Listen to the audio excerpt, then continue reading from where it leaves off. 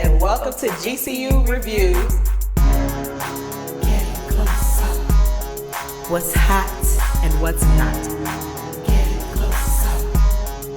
Bye. Getting closer. Hey guys, it's Dee. And I'm Danielle. And welcome to GCU Review. Movie Review. Hey. Hey, today we're doing The Kindergarten Teacher. And I am so mad at Danielle for this movie.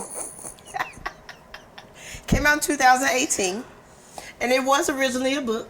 Yes. It was. It's written by an Israeli author, but the story... The reason why she mad at me, I was just scrolling through, y'all. I was trying to figure out something to watch. I seen the trailer and I said, it's a drama. It's kind of weird. Let's try it. But one word to definitely describe it is unsettling. It felt a little unsettling. It was. But it's a story about a kindergarten teacher who is dealing with her dull life. She's in a midlife crisis. She is in a bit of a I've midlife been there. crisis. You know what I'm saying? You get to a certain age where your kids are teenagers. Yes. They're old enough to fend And for she has themselves. two. I would not wish that on my worst enemy. Period. At the same time, Honey. girl. But she's in that period to where, okay, well, I don't have to be your mother for real to you. And the husband's always working. He's busy, so she had to find a hobby and find things to occupy her time. And unfortunately, she found the wrong things. So but she's a kindergarten teacher. She's been a kindergarten teacher for a long time. I think she said like 20 years. And she has a student. She has all these children, but one particular student starts out of nowhere making up poems and then just reciting for that, them. because her hobby is she took a poetry class. Yes. And so now she's trying to get into this poetry, but she's horrible at it. She's not great at it. And the teacher herself is played by Maggie Gyllenhaal. Yes. Maggie Gyllenhaal. Been all over the place, done a lot of stuff. Yes. People are, usually pretty hot or cold on her as an actress. But I felt like she nailed this one. She nailed this one because there was a lot She nailed this one, baby. I'm telling you. She was the perfect, it was just like perfect for her. I feel like it was. The teacher, like the character she played was somebody who just had kind of, like she said, is going through a midlife crisis, kind of a dull life, trying to find her artistic She's spark. just trying to come back to life. I mean, by being in a poetry class, and she's not good at it. She's a typical kindergarten teacher with the long floral skirts. She's got 50 with the million of them. cardigans and all that. It's she was average. But she's trying to be great, and you can see that she wants to be great. You know what I'm saying? Because my kids are grown, my husband's busy. I've been doing this thing for 20 years. Let me find a spark. And so she just wanted to be great, but the things that she chose, which was poetry, she wasn't too great. No. So now the little baby, she done caught him doing poetry, making his own stuff up and things like that. She writes down one of his poems and then takes it to her class. Because every time they wrap up class, they have a theme and they have to come back with a piece to recite, and they talk about it. And people are kind of brutal in that class. I'm sorry, they was a little brutal in that class. Right. Her poetry was not good, but still. So she takes this child's poem. And the child, Jimmy Roy was the name of the character. And he's played by Parker Sevak. Yeah. Adorable little kid. He's so cute. And he was just a typical 5-year-old. He don't care about how you feel about stuff. He was a typical 5-year-old. Go play. However, I do believe that, nowadays you have a spectrum of. Yeah. And I do believe he was on the spectrum because he didn't just come up with the poems. It had to be a certain thing. Yeah. In a certain situation, he's walking back and forth. You know Starts what I'm saying? pacing, and just that's when hits him. he's about to come up with some brilliant things. And so she sees this kid, and she's like, he's a genius. He's a prodigy. Because even the words he put together were not typical. Right. He seems like a typical kid, but he just wasn't putting together typical typical people things. in the class tonight, why you saying it in a little kid or a boy's a boy's perspective? Why are you doing it from there? She's like, I don't know, it's just art. That's just where it came from. So she took like a couple of his poems back to the class, and she goes from being invisible in this class to being notable and being seen, especially by the teacher. It was this French guy. I mean, he seemed like one of those artsy 70s teacher that you probably would have, of course, tried to get an A in class with. So she goes on with this student. She starts waking him up during his nap time. She didn't gave him her personal phone number that you call when you have poems. Put her number in his phone. She didn't got the babysitter fired. She didn't went to go see the daddy, the uncle. Like, she is like super involved in his life. Boundaries crossed everywhere. Everywhere. For teachers ain't supposed to do that? No, they not. And so the thing about the father, so his mom and dad, Jimmy's mom and dad are no longer together. It was apparently a really bitter custody dispute. Right. And to where when she asked, well, where's your mom? He said she's dead.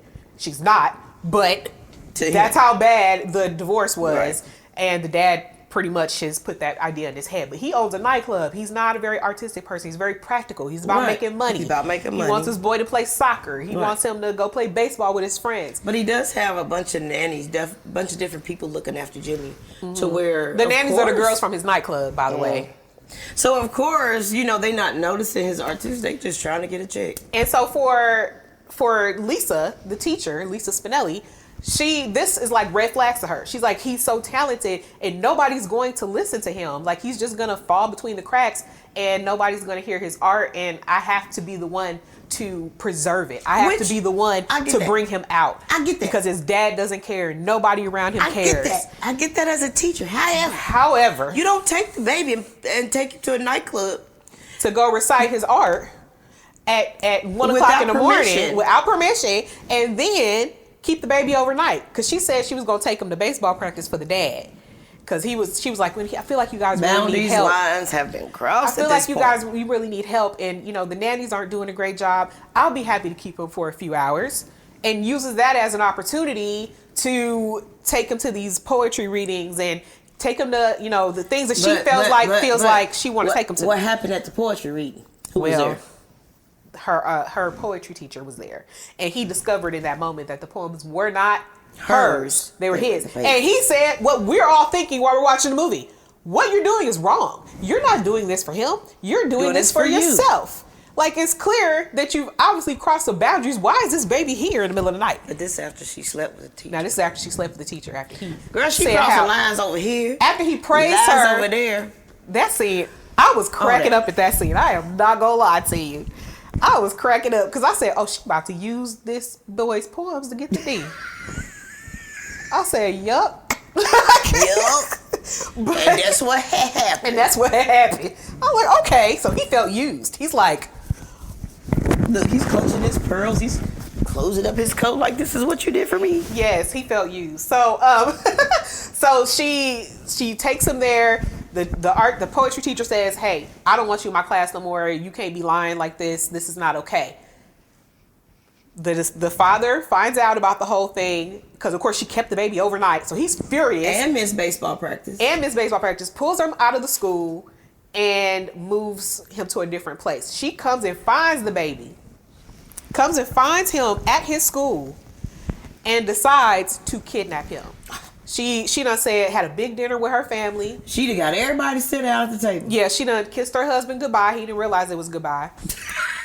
And packed up a bag of clothes for this baby. It was real nice for the kid. Took him to where? Shows up at his school, tells him, we're going to go swimming and have some ice cream. And he's like, okay. Unlatches the thing and comes out. She takes him to the lake. They go swimming. They have a beautiful time. They go they're in a hotel. And so after he take his shower, she take a shower, and that baby locks her in the bathroom. He locked her in the bathroom. And called the popos. What's funny is once she realized that he did, she's like, this boy is smart. And I sat here and took for granted how smart this child was. So he's trying to call the police, but he accidentally, he didn't realize to call 911. He's 5 and a half. She says, honey, Jimmy, are you calling the police? He's like, yeah. She's like, well, you have to dial 911. Okay. Boop, boop, boop. Yeah, this Jimmy. She got me. She got in the bathroom. She ain't give me no ice cream like she said she was.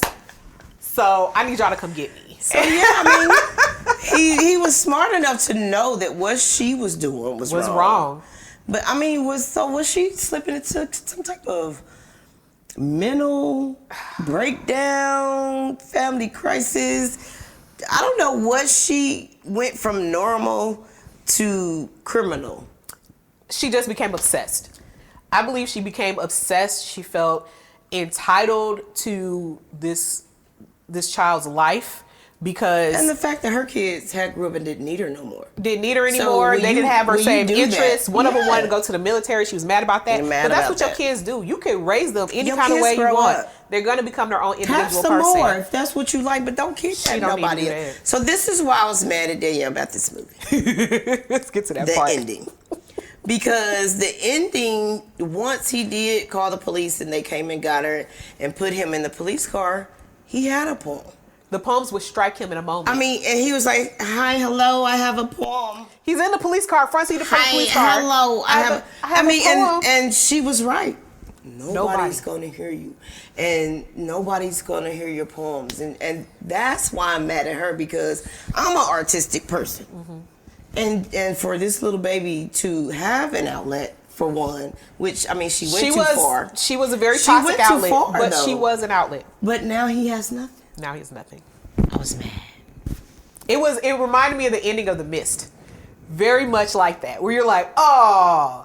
Because, yeah, she was crazy. And no, she shouldn't have kidnapped him. And no, she shouldn't have put her number in his phone and been calling him and told But him her to call intentions her. for him was good. Her intentions for him were good, but again, But her intentions for herself were just everything about her all over the intentions for the place. people in her life always have to do with her first. exactly. How she feels about it 1st. And that's where she continued to mess up with everybody. That's why our kids didn't really want to deal with Oh, her. girl, this movie had me tired. It was. And that ending, when he's just sitting in the car by himself, like, I have a poem. I have a poem. I have something I want to say. And nobody's listening. They're arresting her. They're calling his dad. Tore me all up. The police sirens are going off. And he's just in this car by himself. And that's it. And that's the thing. And so that's when he realized, okay, now I get it. But you went too far. But the answer isn't, I should have just let this lady kidnap me. Like, the answer is so complicated. it's unsettling. It is unsaid. Back to the And word I used. You struggling. It's a struggle. Okay, lady, you didn't turn crazy, but this little kid has nobody. So that was my struggle. It was in the a struggle. movie, but it was a good movie.